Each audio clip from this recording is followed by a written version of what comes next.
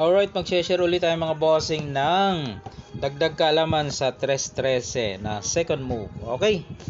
Bawa nag 115 o nag 116, 3-13 lang. Basta siya ay nag-real, susundan natin yung kanyang bookline. Dito siya, dito tayo. Dito siya, dito tayo. Dito siya, dito tayo. O, yung sinasulong dito ang ating itatapik. Tapos dito tayo, pasok siya dyan. O, sundan lang natin. Dito siya, doon tayo. Sundan natin yung bookline niya kasi susundan niya yan kung siya ay bookliner. Dito tayo, dito siya. Dito tayo. Pag sulong doon, sasayangin natin. Tatakpan niya. Sulong tayo dito, susulungin ng 11.6 kasi nga nasa libro. Kasi once na may inabangan ang puti, once na mag 11.6 ang itim, talo na. Ang gagawin nila diyan ganito, papakain to. Hindi naman pwedeng isang kain, dalawa kasi ayan Yan, then kain naman yung puti, balik. Pagkain mo atras, ayun na yung lansi nila dito, pakain. So matatalo tayo.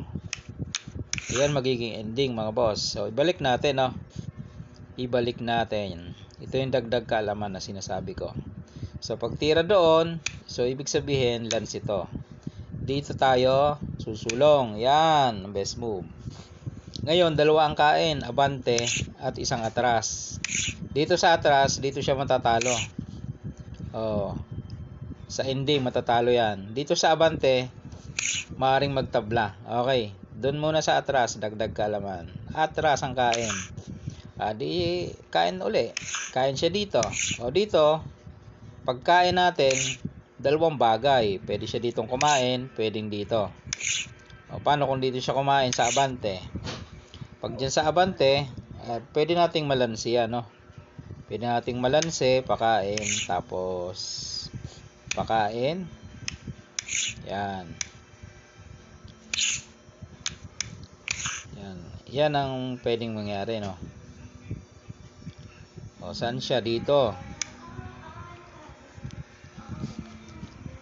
Ay mali pala yung bagsak dalawa nga pala yon dito mga boss.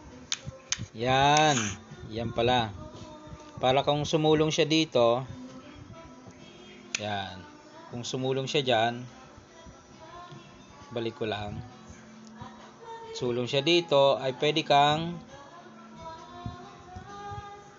pakain dito, tapos dama ka. Siyempre iiwas niya na naman yan pwedeng niyang iiwas, pwedeng dito. Pag dito lang, dito lang bagsak mo para hindi siya makalusot. Papakain niya na lang yon. Yan, tsaka siya dadama. Okay, may draw, may tablahan. Okay, siyempre matatakot yun doon. Baka na iniisip yung lanse, madadamaan siya. Pero may tablahan dito naman siya kakain kasi dito ay may lanse, dito siya kumain. Yan, pwede siyang matalo dyan mga bossing. Bakit? Kasi sasayangin mo dito. Yan siguruhin mo dyan, di ba? Pag inilag niya dyan, sasabay ka dito. Kakain siya, kain ka, tatlo, dama. Ika-capture niya yung dama mo. Okay, captured. Lamang ka sa pyesa, 5-4 tira ka dito. Saan siya dyan?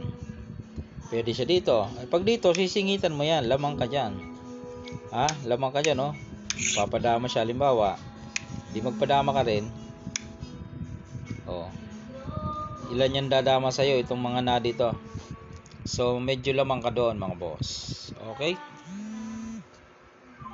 tapos paano kung sumabay? Yun na nga yun kung sumabay, dito kain ka dito, abante. Dito siya, dito ka. So lamang mga boss. So yun yung dagdag kaalaman So doon sa pakain dito, ito, yan, may tablahan yan. Kain. Yan, diba? Mga possible na tablahan. Okay, so na-share lang natin para makaiwas ka dun sa lance, kasi pag tumira ka dun ng 11-6 dito, lance, para maiwasan mo, ito na lang. Yun. Talo naman pag ito ginawa mo. Talo ka dyan. Saan ka kakain? Dito. Dadalwahin ka, yun, pag dito ka naman kumain, edi ipiting ka. Ipit ka na, dadamahan ka. Ay, di ba? Pag dito ka kumain, yun nga ang gagawin, So, mawawalan ka ng magandang moves. Ipit. Okay? Na-share ko lang mga boss. Baka makadagdag sa inyong kaalaman sa larong dama. Doon sa part na yun. Yung iba, iniiwasan kasi yun, Pwede mo naman pasukin basta may pangontra ka.